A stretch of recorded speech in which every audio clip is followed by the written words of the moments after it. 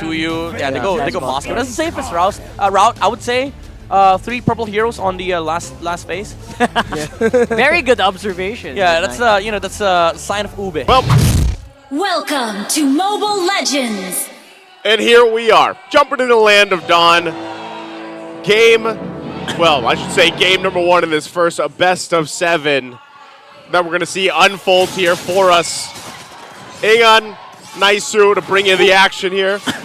I know we have a really loud crowd here, and I hope you can hear me, Ingan, because I'm looking to hear you.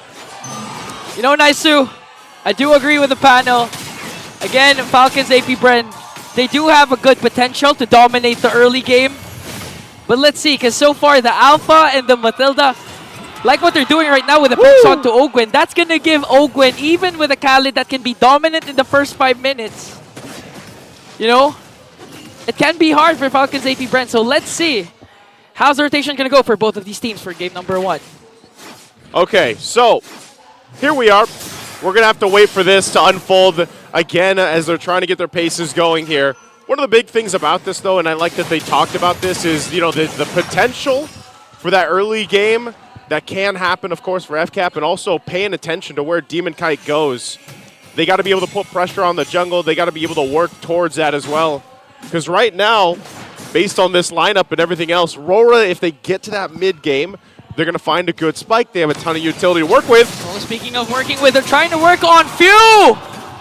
But Few manages to turn things around and take 2. Demon Kite and Renegade will fall down. The over-aggression of the Aurora was capitalized by Falcons APBREN. Now, that's the strong start, actually, the panel was referring to. Because, again, we all know that when you have a Khalid roam, as much as possible, you want to invade the jungle like what Ogwen's been doing.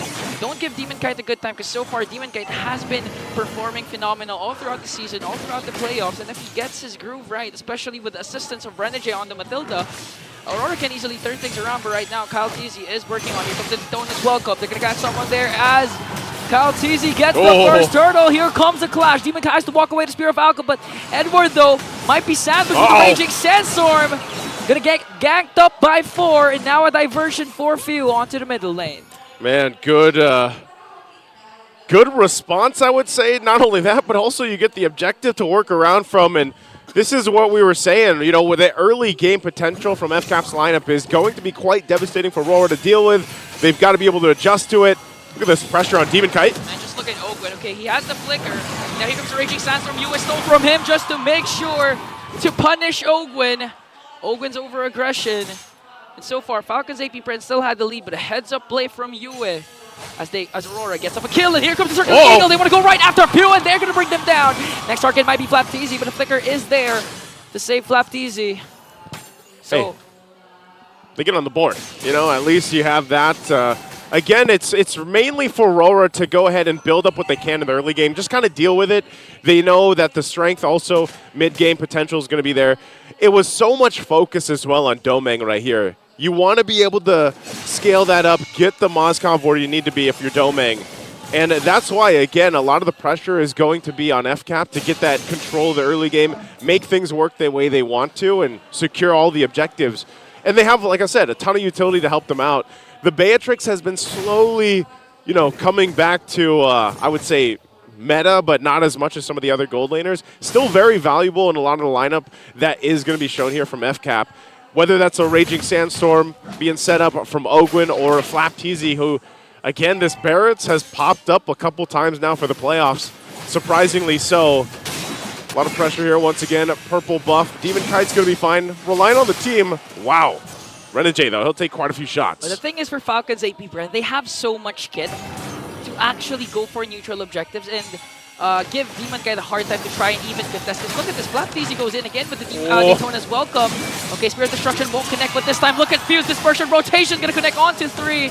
Demon Kite and Renegade has to walk away because 4 members are here. Here comes Ogwen with the Raging Sandstorm. Edward's going to be able to escape, though, as Kyle Teasy gets the turtle. And now going to bring down Yue and Edward.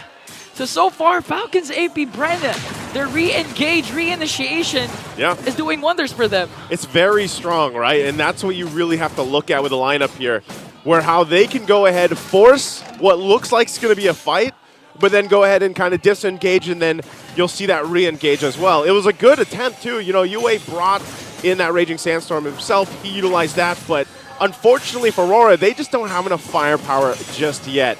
So if they're playing to the tune or the pace of FCAP, oh, whoa, Renegade, again, look how much damage he is actually taking here.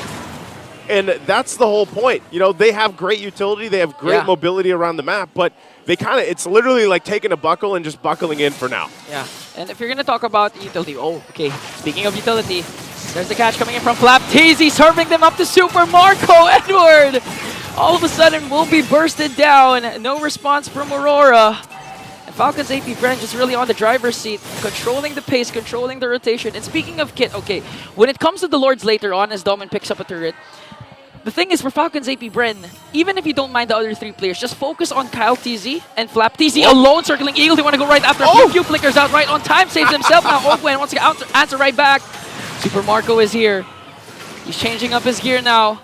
Will they go for the counter attack? And Smart Missiles will catch UA! Expert Missiles to bring down UA. That's got to be so tough, Ingon. I mean, you're what should have been a kill, or you're looking, you know, just 1 hit away to at least get some more momentum building in your favor for Aurora. They can't get that, and then the counter punch comes in from FCAP. So Aurora will, you know, it looks like they're kind of trying to make these plays happen because they already lost control of the early game. And that's fine if they can make it happen, though. If not, again, they're in for a long ride here. Last turtle of the game is up, and it looks like they're going to be full force to fight this one and possibly contest it. Demon Kite goes in with a Spear of Alpha. FlapTeasy trying to soak up the damage as Demon Kite this time will get, but look at this, the dispersion rotation coming in from Pew, going to catch 3! Wow. And there's the diversion play. They want to go for the backline. They might catch Yui, though. Yui with the dash out. Here comes Pew. Trying to chase over to 2. Yui has to use the Raging Sandstorm to walk away, but still gonna catch up, and Super Marco! Doing Super Mac things with the Renner's apathy. 100% accuracy. Let's take another look at that. All right, Infinite Sensor replay. That's not what we were looking for, but hey, every single person on FCAP's lineup did what they had to do. And to a T, because Rora getting wiped out this early on is not a good sign for game 1. You know, we've been trying to explain a couple of things, but it seems like there's no time, Naisu. Because once we're getting to our point, something happens. So I think the panel has to explain how crazy Falcons APBREN has been performing. Looking at the KDAs, Super Marco remains bulletproof, 4-0-1, picks up a Malefic Roar. We've seen the effect of one runner's apathy connecting is already detrimental, deadly. Yeah. And with that Malefic Roar, you can expect Super Marco to burst out any member of Aurora at this point. And Super Marco is obviously there, but even a big part of this is just Few. Few is one of the few players, like we always mention, when the Luo Yi comes through and it slips through the draft. Again, the panel mentioned this, that it was picked up, you know, earlier on than maybe we see in the past. But nonetheless, it's Few, and off the top of my head, I think Super Friends as well, that just love this pick. They are so devastating with it. So, I mean, whether it's a diversion or not, it's just the hassle for Aurora of being like, all right, where are they coming from? And even if we try to retreat or disengage, we don't know. Like, there's too many angles that FCAP's lineup can take. And, I mean, I'm not even talking about Ogwen. Like, he can literally just sandstorm over a wall if he wants to and cut them off. Here we go. Here comes a Daytona's welcome. Another catch, plus the Raging Sandstorm going to connect onto all the members of Aurora. They want to go for a Demon Kite, but Demon Kite has to back away. Now I'm going to work on the top lane turret. Renegade and Edward again. Not a good sign for those 2 players. They suffered another death. And they're going to pop the Holy Shields up top as Doming tries to work down bottom. Okay, another diversion. Oh, they're going for Doming. Oh, they're going for Doming, though. Run, Doming! Spear of Destruction. Will it connect to Suyu, though? It did! He was able to escape! Oh, man. But KyleTZ is going to get the Lord, might be able to catch onto Doming. Wow! Doming was able to escape. That was a big brain play from a big brain player. Would have been way cooler if somehow we got the Lord too, you know? But that's too much. We still got to talk about the facts. They're still down 9,000 gold. Great escape, Doming.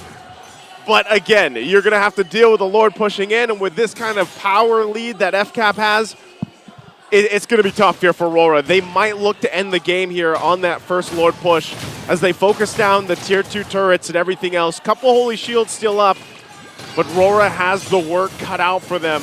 Lord now on the top side. Okay, seems like they're going to burst down the top.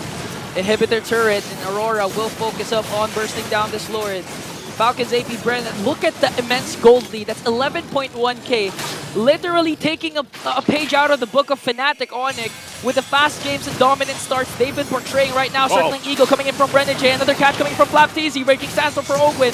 Just the zone out. Here comes the dispersion rotation coming in from Few. As Super Marco picks up a kill onto Renegade. And they're going to work on the minions. They really want to force out another Inhibitor turret takedown. Okay, so they stay in the game.